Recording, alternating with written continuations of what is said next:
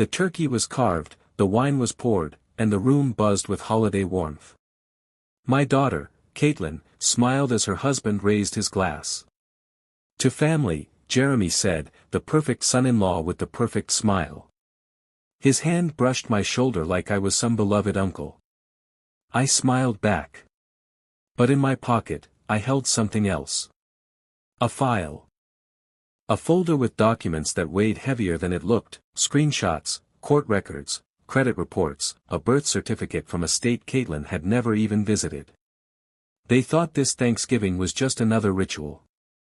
Another moment for Jeremy to show off how seamlessly he'd slipped into the role of the doting husband, the successful professional, the man who brought joy back into Caitlin's life after her mother passed. They didn't know what I knew. As Caitlin passed the gravy boat and Jeremy told some rehearsed story about a botched office potluck, I watched. I watched how Caitlin's laughter didn't quite reach her eyes. I watched how Jeremy's charm flickered every time attention shifted away from him. And I listened, the way I've always listened. The truth had started in whispers, buried in bank statements and offhand comments. Why was Caitlin suddenly handling all the bills? Why did Jeremy never seem to answer his phone when she was around? And who exactly was calling the house late at night, only to hang up when I answered? I didn't confront them. I observed. 3 months ago, I hired someone. Quietly. A former colleague from my days working with the city's fraud unit. Just a few favors, just a few databases. What came back chilled me. Jeremy wasn't Jeremy. At least not legally. His real name was Daniel Reese. He'd changed it after filing bankruptcy in another state. Twice. He owed over $200,000 to former business partners. He had a child, a 7-year-old girl, in Ohio, complete with unpaid child support and a custody battle that never quite made it to court because he disappeared. And now he was here. In my house. Carving my turkey. Smiling at my daughter like she was the best investment he'd ever made. I said nothing as dinner went on. I listened to the clinking glasses, the laughter, the soft jazz playing under the murmur of conversation. Then, when the dishes were cleared and the pie was served, I tapped my glass. I'd like to say a few words, I said, standing slowly. At 68, my knees weren't what they used to be, but I stood tall. Jeremy leaned back in his chair, his arm lazily draped over Caitlin's shoulder. Of course, Pop. I nodded, reached into my jacket, and pulled out the folder. This, I said quietly, is for you. Jeremy blinked as I set it on the table. Caitlin looked from him to me, her smile faltering. You see, I continued, Thanksgiving is about gratitude. And I'm grateful I still have the clarity of mind to protect the people I love. Even when they don't see the danger. Jeremy's hand froze on his wine glass. Caitlin opened the folder and began to read. 1 page. 2 pages. Her face changed color with each line. And then, silence. The kind of silence that sucks all the air from the room. Who are you? She whispered. Jeremy opened his mouth, but no words came out. I sat back down. Took a sip of my wine. And smiled. Happy Thanksgiving, I said. My name is John. And this is how I took back everything they tried to take from me. Caitlin was all I had left. My wife, Sarah, passed 7 years ago after a brutal, unrelenting fight with pancreatic cancer.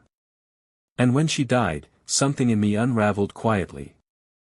Not all at once. But slowly, in the mornings I woke up and forgot she was gone, in the way her coffee mug stayed in the same place in the cupboard for years. In the silence that followed a joke I used to tell just to make her roll her eyes. But I had Caitlin. And so I poured everything I had into being the kind of father Sarah would be proud of. I helped her through college, paid out of pocket so she wouldn't carry debt. I gave her the down payment for her first car, co-signed the lease on her apartment when she first moved out, helped her get her job at the city's PR office through some old friends. And when she met Jeremy, I was cautious. He was charming, bright, and spoke with the kind of confidence that made people feel safe. But Sarah used to say that charm without consistency is just manipulation in a tuxedo. I remembered that. But I didn't want to be the bitter old man who couldn't accept that his daughter was growing up. So I smiled. I welcomed Jeremy. I let them move in when Jeremy's company restructured and he was between opportunities. I paid the utilities. Bought the groceries. Drove Caitlin to appointments when Jeremy's schedule was too unpredictable. I told myself it was temporary. But months turned into a year. Then 2. They weren't malicious, at least not at first. Caitlin still kissed me on the cheek every morning before work. Jeremy would call me Pop and bring me my favorite bagels from the deli on Wednesdays. But something changed when Caitlin got promoted and started making real money. Jeremy didn't look proud. He looked uneasy. Like something was slipping. That's when I noticed he stopped wearing his wedding ring. I remember the night it all shifted. Caitlin was out of town for a conference. I'd just gone to bed when I heard the front door.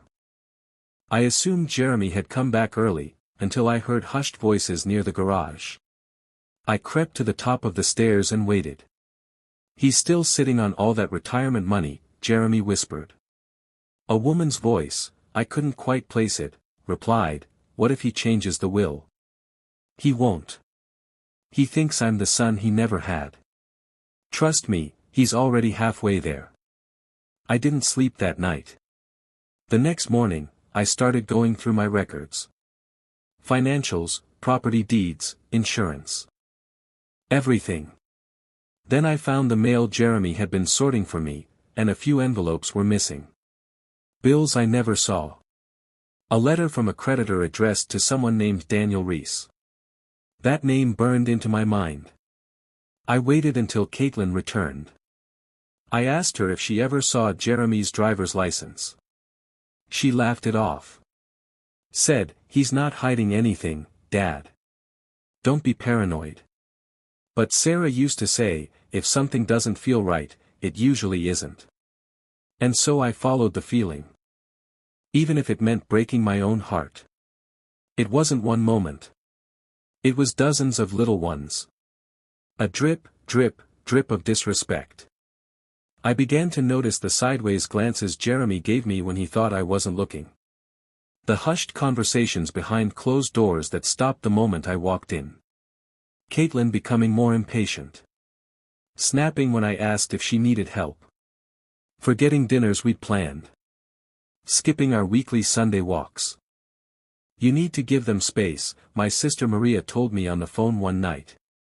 "They're starting their own life." But what kind of life needs to erase the one that came before it? Then came the worst night of all. I overheard Jeremy telling Caitlin I might be developing dementia. "He forgot where he put his keys twice last week," he said. He told me the same story 3 times. I hadn't forgotten. I'd misplaced them once. And the story? I repeated it because I thought it mattered.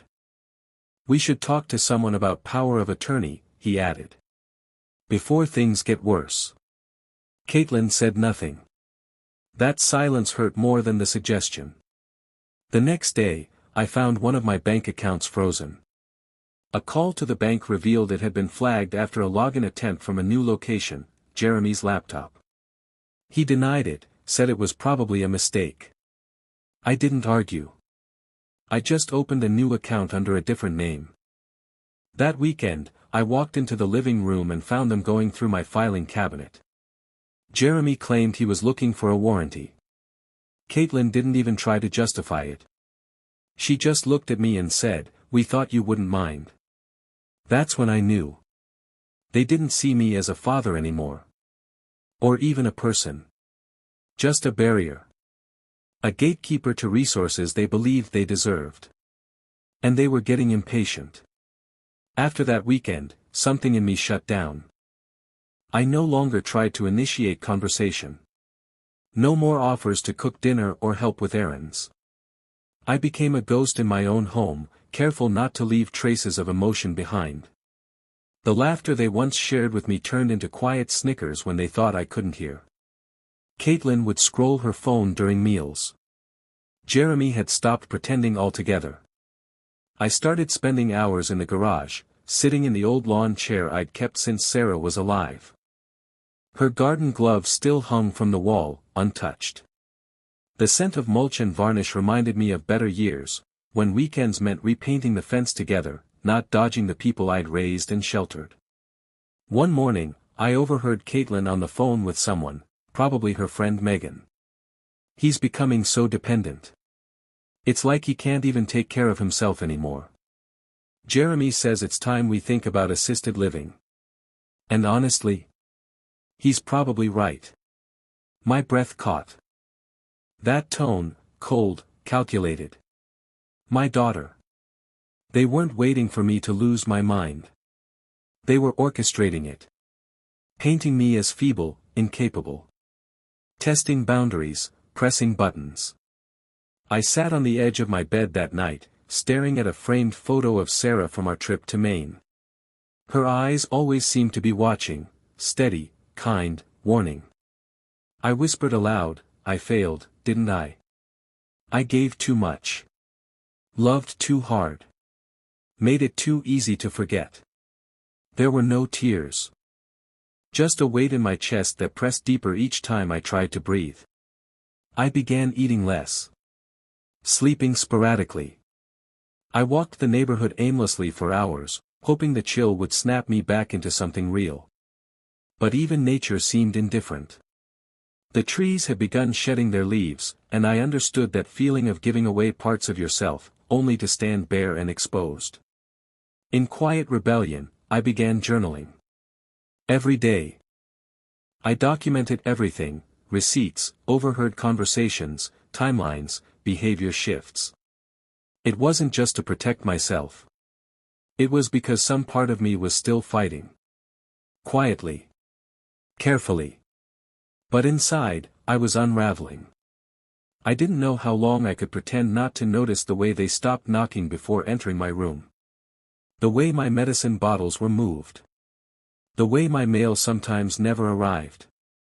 One night, I found a copy of a power of attorney form partially filled out and tucked behind the microwave. Caitlin's handwriting. I signed nothing. But the gesture said enough.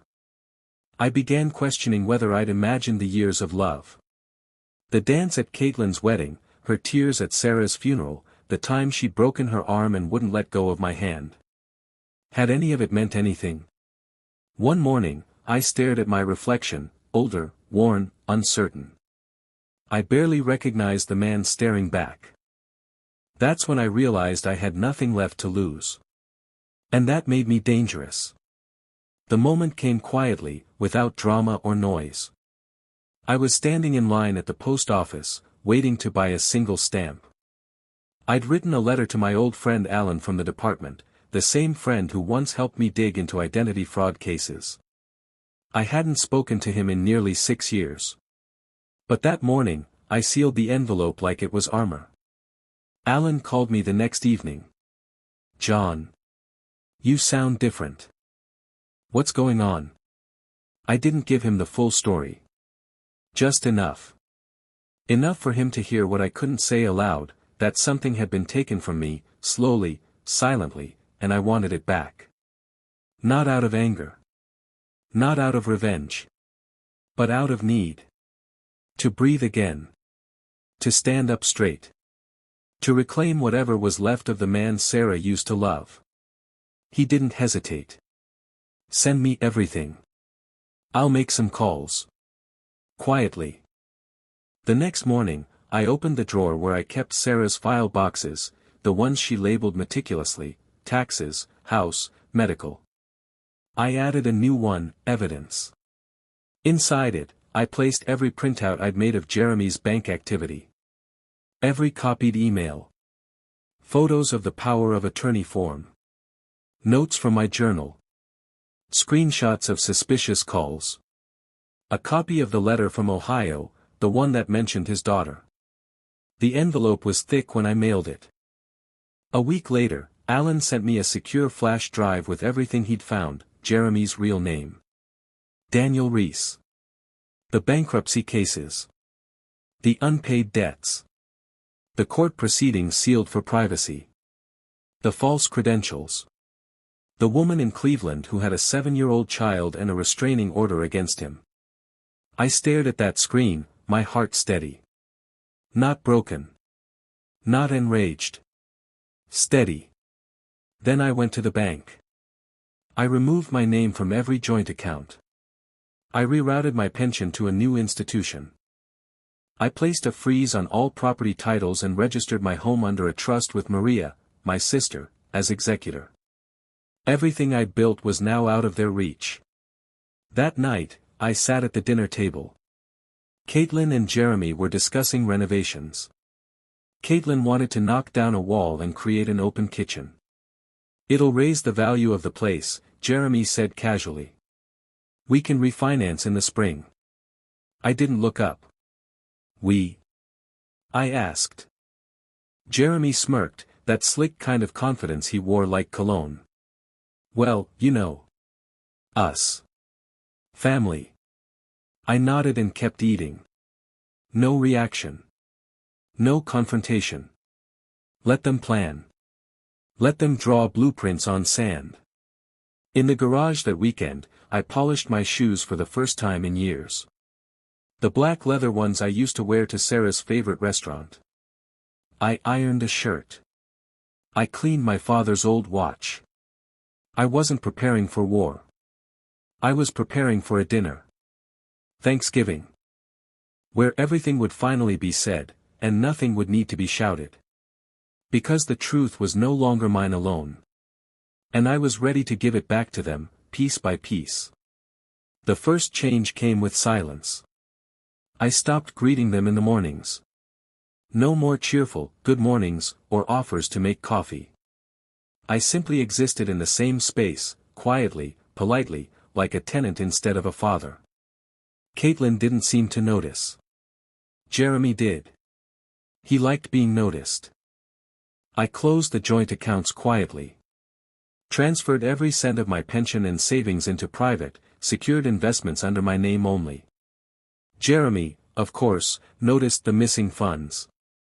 There was a system update, I told him. Bank's been glitchy. He grumbled but accepted it. For now. I started declining every financial favor they asked of me.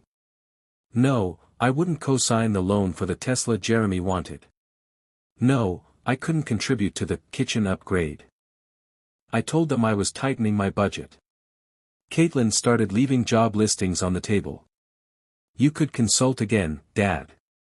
You used to love the work. Translation, find a new stream of income we can tap. I nodded. Maybe someday. I stopped running errands for them. Stopped ordering groceries. No more rides to the airport or pet-sitting their friends' dogs. I didn't argue. I simply stopped being available. Then I moved my will. I appointed Maria as my power of attorney. Removed Caitlin's name as sole beneficiary. Created a trust for a local charity in Sarah's name. The lawyer asked if I wanted to notify my family. No, I said. Let's keep it quiet for now. Then I started talking to the neighbors, gently, subtly, about selling the house. I had no intention of leaving. But Jeremy was always listening, always trying to calculate what I might do. He started asking questions. Everything okay, Pop? You've been a little distant. I smiled. Just focusing on myself more lately. The next day, I canceled the streaming subscriptions. The internet. The housekeeper. One by one, the luxuries they never paid for disappeared. Caitlin asked what was happening. Budget cuts, I said. I took back control of the garage. Locked it. Changed the code. Then came the mail. I rerouted all of it to Maria's address, every bill, statement, and letter. Nothing came through the front door anymore. Jeremy was agitated. He paced more. Checked his phone compulsively. Made calls from the backyard. I watched him through the window. Like a man watching a plan begin to collapse. Caitlin, for her part, just looked tired. A kind of tired that comes from building a future on someone else's sacrifice and realizing the foundation isn't as stable as you thought. Still, I said nothing. Until Thanksgiving. It started unraveling fast. The internet was the first crack. Jeremy tried to log in for a video call, something about pitching a client, and realized the service had been shut off.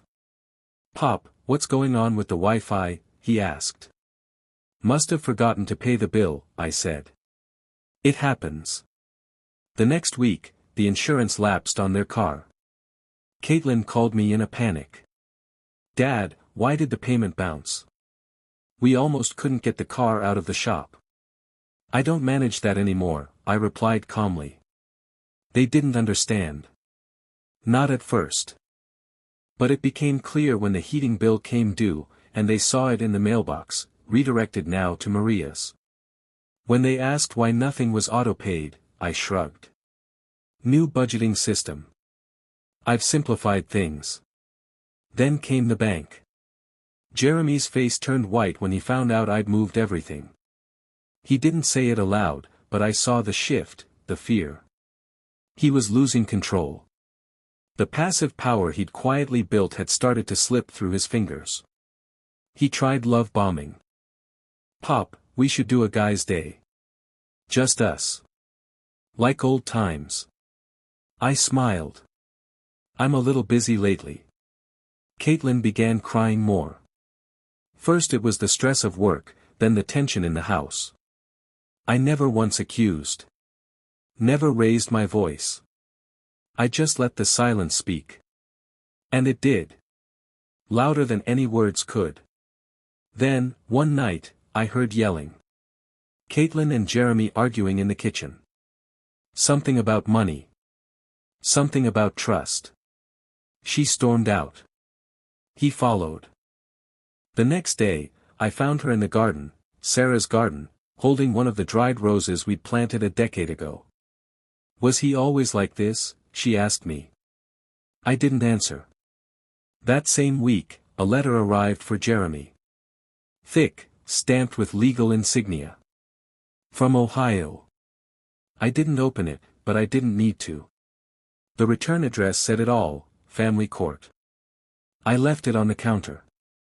The next morning, it was gone. So was Jeremy for the rest of the day. He came home quiet. The next morning, another envelope, this time from a collections agency. Caitlin asked about it. He mumbled something about identity theft. She didn't believe him. Soon after, her work started asking questions. A background check on a client of hers turned up Jeremy's real name. The same name she used when listing him as her emergency contact. It made its way to HR. Her promotion was paused. Her reputation, suddenly under scrutiny. She came home early. Pale, shaken. She didn't speak to him that night. By the end of that week, they were no longer speaking at all. I just kept reading my newspaper in silence. Letting the house speak for me. Letting the consequences unfold as naturally as the seasons. Thanksgiving returned like it always did, with golden leaves and quiet winds, but this year the table was smaller. I didn't cook. I catered from the same place Sarah used to love, roasted root vegetables, honey-glazed ham, herb stuffing. I laid out 3 place settings. When Caitlin and Jeremy arrived, the air was tight with tension. They didn't hold hands. Jeremy wore a stiff smile. Caitlin looked down more than up. I welcomed them with a nod. "Thanks for coming. Let's eat." No speeches. No stories. The meal passed mostly in silence until dessert. I stood slowly and walked to the sideboard, retrieving 2 envelopes. I placed one in front of Caitlin. The other in front of Jeremy. "What's this?" Caitlin asked, brows drawn together. "A record," I said softly. Of everything. Jeremy didn't touch his. Caitlin opened hers. As she flipped through the pages, court records, credit history, photographs, timelines, her breathing grew shallow. "This isn't real," Jeremy muttered. I turned to him calmly. "You've been using a false identity. You owe child support. You manipulated my daughter. And you tried to erase me." Jeremy stood, hands clenched. "This is slander." "No," I said, "it's proof. Sent to every necessary office this morning. The bank. The court in Ohio. Her employer. And now, to you." Caitlin didn't speak. She just kept reading. "I'm not angry," I continued. "Just done." I turned to Caitlin. "You always had a choice. And I hope one day, you'll remember who stood quietly behind you through everything. But I won't be a part of what this became." Jeremy stormed out. Caitlin sat alone for a long while, not even touching the pie. She looked at me finally, and for the first time in months, her eyes weren't clouded with anger or confusion. Only regret. "I didn't see it," she said. "I know," I replied. "But now you do." She stood and left without another word. I cleared the table alone. The quiet that followed was not empty. It was peace. The house grew quiet again. But this time, it wasn't laced with dread. It felt like a deep breath held too long, finally exhaled. In the days after Thanksgiving, I began to put the house back in order, not physically, but emotionally. I took down the post-it notes Caitlin had once left for me, reminders to take vitamins or check the locks. I didn't need them anymore. I had my rhythm back. I opened the windows each morning. Let fresh air move through the rooms where stagnant tension used to sit. I played Sarah's favorite records on Sunday mornings, humming along while making breakfast just for myself. Caitlin called once. She didn't say much. Just, "I'm sorry." I didn't fill the silence. I let it stand. A week later, she came by. Alone. We sat on the back porch, wrapped in separate thoughts. The garden was brown and sleeping, but beneath the soil, roots were still alive. "I'm staying at Megan's for now," she said. I nodded. "I don't know if I can fix this," she added. "You don't have to fix it all today," I replied. "But you can stop running." We sat a while longer.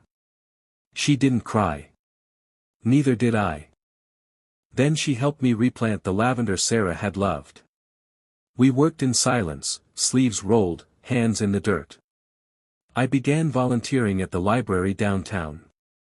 Reading to kids. Filing books. It was quiet, meaningful work. I visited Sarah's grave more often. Told her about the house. The changes. The quiet. Peace didn't come in a moment. It came in choices. Choosing silence over argument.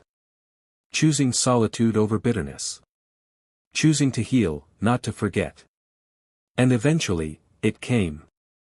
And in the stillness of that morning, with the sun slipping through the curtains and the scent of lavender rising from the garden, I realized something. They hadn't taken my peace. They'd only reminded me how sacred it truly was.